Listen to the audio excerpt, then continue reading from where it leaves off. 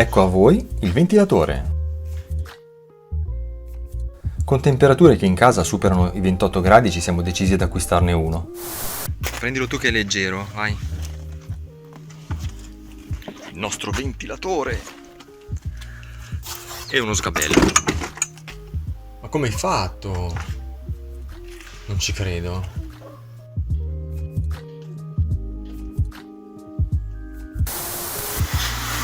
La scelta è caduta su questa tipologia di ventilatore per un motivo.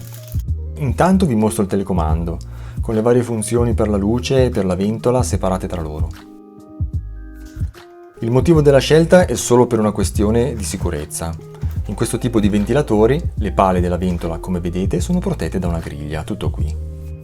Il ventilatore offre inoltre la possibilità di invertire il senso di rotazione delle pale per estate e inverno. Il control system è niente meno che il controllo tramite il telecomando. Viti, tasselli già inclusi e foglietti di carta, tra cui le istruzioni di montaggio a soffitto. In questo foglio il dettaglio delle funzioni del telecomando. Ed ecco il lampadario che dovrà cedere il posto al ventilatore. Carino di Frozen. Per prima cosa abbassiamo il differenziale luci mantenendo energia sulle prese.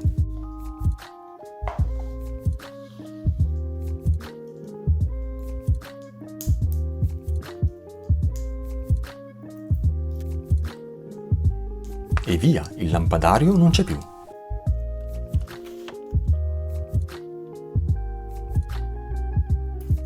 Adesso molto semplicemente seguiamo le istruzioni sul foglietto. Segniamo il soffitto con una matita e foriamo con una punta del 6.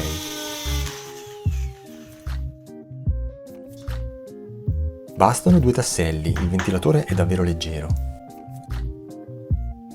Ok, siamo pronti per fissare la mascherina di plastica al soffitto con le viti. Ma prima di stringere del tutto, attacco un filo di ferro. Perché?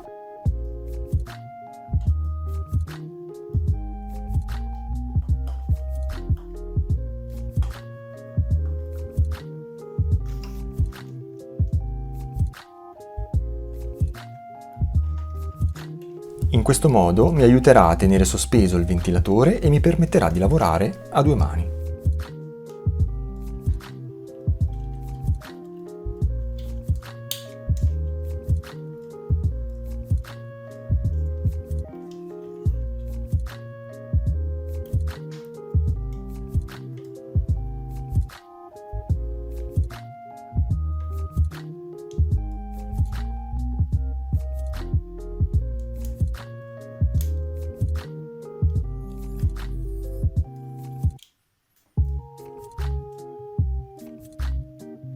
Eseguiamo i collegamenti elettrici nei morsetti e chiudiamo.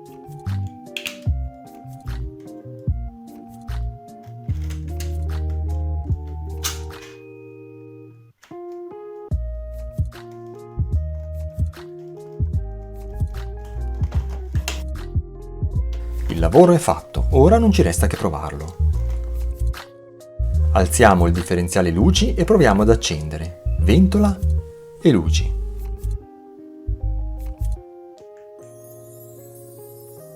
Perfetto, sembra tutto a posto. Stanotte lo proviamo davvero. Alla prossima!